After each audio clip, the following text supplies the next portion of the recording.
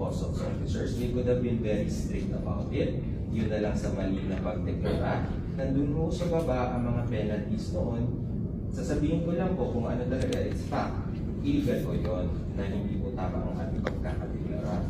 Iintindihan natin na there are situations na siguro sa pagkakamadali, nakalimutan, there are Kasi speaker, kasi dito siya nalito eh.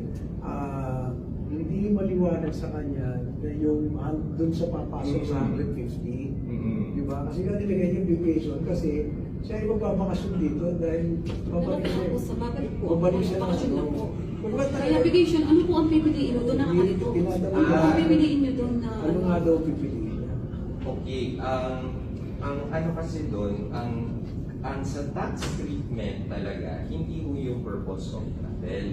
Hindi, ano nga yung ilalagay